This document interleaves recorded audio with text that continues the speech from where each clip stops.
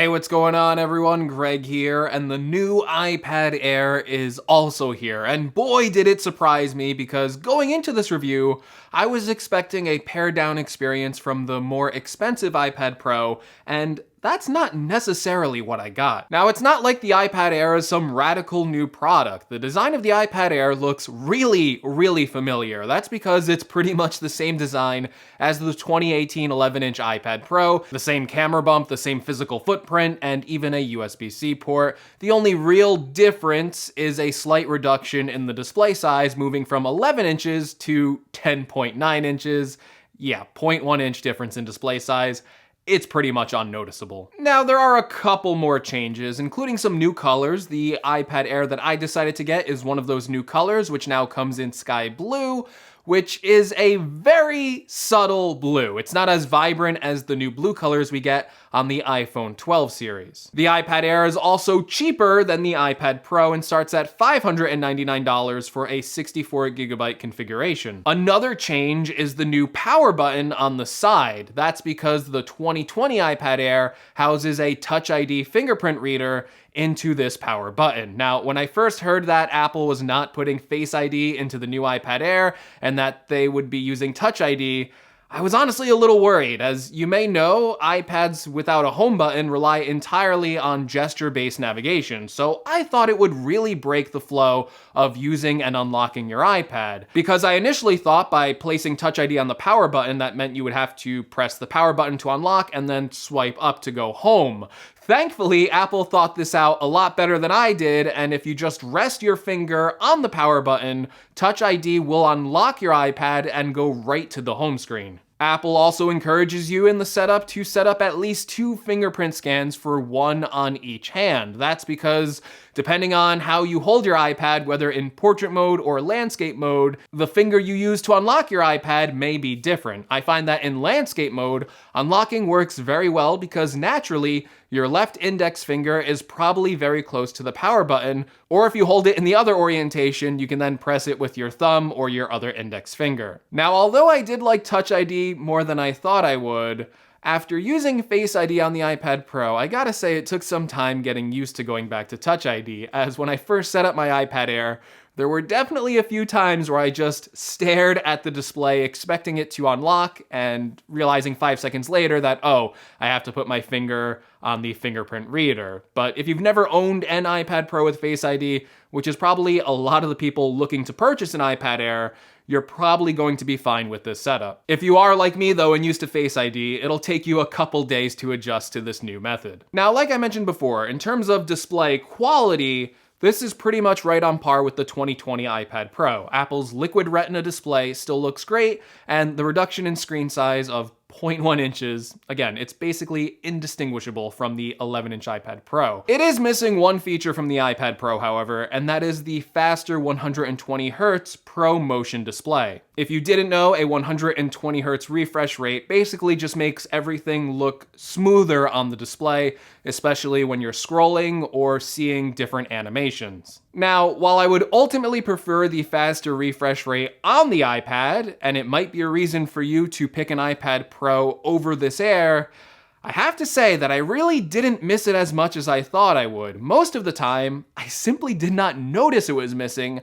except for a few times when swiping between the home screen and noticing some motion blur as the app icons moved, and when using the Apple Pencil, the digital ink flowed smoother on my iPad Pro with 120Hz. Speaking of the Apple Pencil and other accessories, the 2020 iPad Air supports all of the same ones as the 11-inch iPad Pro, so now you can get the much better second generation Apple Pencil that supports magnetic wireless charging on the top of the iPad, and you also get support for Apple's new Magic Keyboard, which works just as well as it does on the iPad Pro, with the increased travel of the keycaps and of course the trackpad. You can also use other options like Logitech's cheaper $160 keyboard and trackpad, which I recently did a review on. Spoiler alert, it's almost as good as the Magic Keyboard for half the price, and if you're interested, I'll leave an affiliate link to all of these products in the description below. And no matter which combination you decide on getting, you still might want to pick up a keyboard and trackpad because it really does transform the way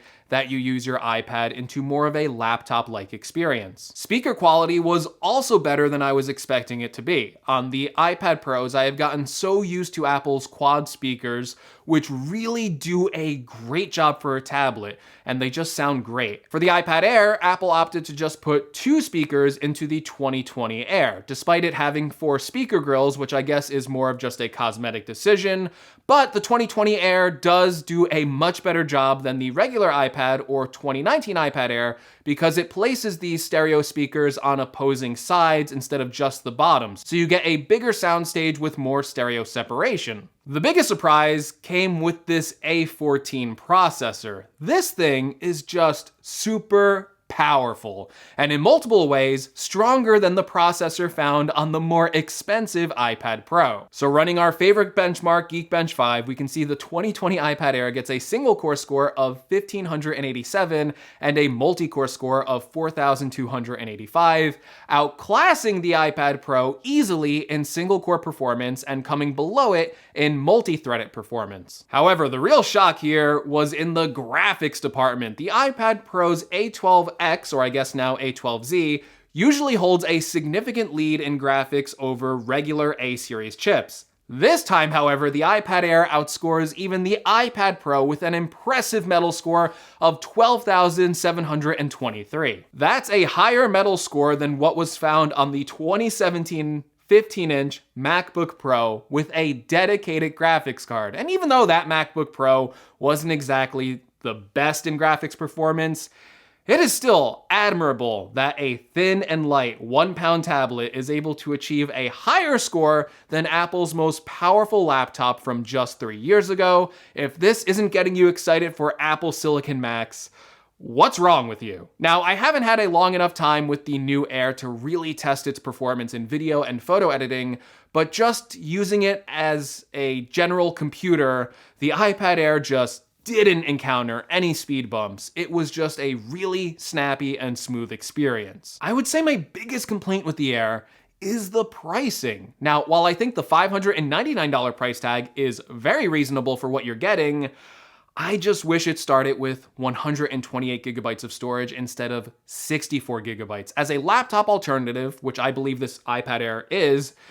it really isn't enough for someone like me, and I would assume the good majority of people out there would be better with a 128 gigabyte option. And I would even be more than happy enough to spend an extra $50 more for that 128 gigabyte option like you can with the iPhone 12. But for some reason, the next configuration you can go up to with the iPad Air is 256 gigabytes at $749, which puts it just $50 away from the 2020 iPad Pro. It's something I really think Apple should correct, and I would love to see them introduce a mid-tier storage option for this model, which I think would be the sweet spot for most people. But overall, besides that one crevice, I really like this iPad, and it really surprised me how much I'm enjoying it, despite coming from a 2020 iPad Pro.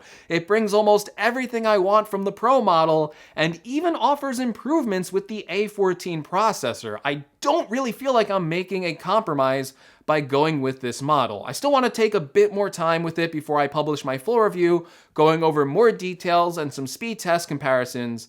But right now, I can say that the iPad Air is an impressive tablet, and it might be the iPad you should buy. All right, everyone, hopefully this video helped you out. If it did, be sure to leave me a like. If you want to see more from my channel, including a full future review of this iPad Air, make sure you're subscribed.